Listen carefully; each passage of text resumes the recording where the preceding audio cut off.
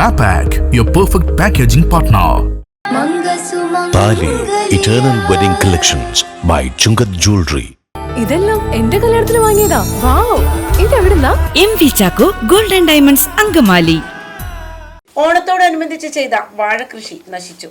കാലടിയിൽ കർഷകനായ ബിനുമോന്റെ കുലവെട്ടാറായ 600ഓളം വാഴകളാണ് നശിച്ചത്. ചെല്ലി ശല്യത്തിന് മരുന്ന് തെളിച്ചതിനെ തുടർന്ന് വാഴകൾ കൂട്ടത്തോടെ ചീഞ്ഞുപോയതെന്ന് ബിനുമോൻ പറഞ്ഞു. പറ്റിയത് മരുന്ന് അടിച്ചതിൽ വന്നാണ് കംപ്ലൈൻ്റ് ആണ്. എന്നാൽ തന്നെ മരുന്ന് നമ്മളിപ്പോൾ നോക്കിയപ്പോൾ കാലാവധി കഴിഞ്ഞ മരുന്നാണ്. ഞാൻ ഹെൽവാൻ മരുന്നാണ് പുള്ളിയോട് ആവശ്യപ്പെട്ടത്, മരുന്ന് എറണാകുളോട്. പുള്ളിയെ പറഞ്ഞു അത് വേണ്ട, അതിനേലും നല്ല മരുന്നാണിത്, ഇത് 2 മാസത്തേക്ക് മരുന്നടിച്ച് ചെല്ലിൻ്റെ ഒരു ശല്യം ഉണ്ടാവില്ല, പുതിയ മരുന്നെന്ന് പറഞ്ഞിട്ട് തന്നു. ഈ മരുന്ന് അടിച്ചാണെങ്കിൽ ഇത്ര പശയും കൂട്ടി അടിച്ചതുകൊണ്ട് പുള്ളി പശയും കൂട്ടി തന്നാണ്. അപ്പോൾ മരുന്നടിച്ച് 1.5 മാസമായി ഇപ്പോൾ വാഴപ്പൊക്കെ ഒടിഞ്ഞ് വീഴാണ്. അപ്പോൾ ഞാൻ കൃഷി ഭവനിൻ്റെ ഇത് പറഞ്ഞിട്ട് എനിക്കറിയില്ലായിരുന്നു പുള്ളിക്ക് ലൈസൻസ് ഇല്ല എന്നുള്ളത്. പുള്ളി അപ്പോൾ കൃഷി ഹൗസ് പറയുന്നത് പുള്ളിക്ക് ലൈസൻസ് ഇല്ലാത്തതാണ്, അതുകൊണ്ടൊന്നും കൃഷി ഹൗസിലൊന്നും ചെയ്യാൻ പറ്റില്ല എന്നാണ് അവർ പറയുന്നത്.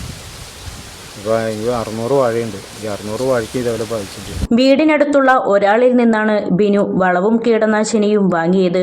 സ്ഥിരമായി വാങ്ങുന്ന കീടനാശിനി ഇല്ലാതിരുന്നതിനാൽ പകരം കൂടുതൽ ഗുണമാകും എന്ന് പറഞ്ഞു നൽകിയ മരുന്നാണ് ബിനുവിൻ്റെ വാഴകളെ നശിപ്പിച്ചതെന്ന് പറയുന്നു.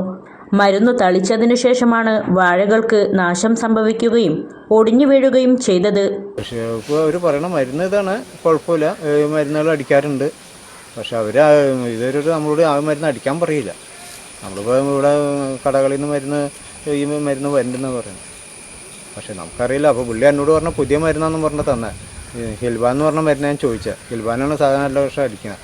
അപ്പോൾ ഇത് പുതിയ മരുന്നാണ്, നീ ഇത് അടിച്ചോ, ഇത് എഫക്റ്റ് കൂടുതലാണ്, അതിൽ 2 മാസത്തേക്ക് പിന്നെ ചില്ലിന്ന് പറഞ്ഞ മരുന്ന് അവസ്ഥയ്ക്ക് പറ്റില്ല, അപ്പോൾ അതുകൊണ്ട് അതടിക്കുന്നു പറഞ്ഞുകൊണ്ട് പുള്ളി നിർബന്ധിച്ച്. ഓണത്തെ മുന്നിൽ കണ്ട് നടത്തിയ കൃഷി വാഴകൾ കുലച്ച് വെട്ടാറായപ്പോഴാണ് ഈ നാശനഷ്ടം ഉണ്ടായത്. കൃഷി നശിക്കാൻ കാരണമായ കീടനാശിനി വാങ്ങിയതിന് ബില്ലോ മറ്റു രേഖകളോ ഇല്ല. അതിനാൽ തന്നെ കൃഷിഭവനിൽ നിന്നും നഷ്ടപരിഹാരം ലഭിക്കാൻ സാധ്യതയില്ല.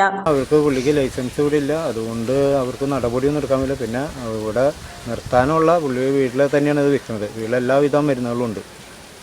കുരുടാനുണ്ട്, മണമുള്ളതുകൊണ്ട് മണമില്ലാത്തുന്നുണ്ട്, എൻ്റെ സ്വല്പം വരെയുണ്ട് അവിടെ.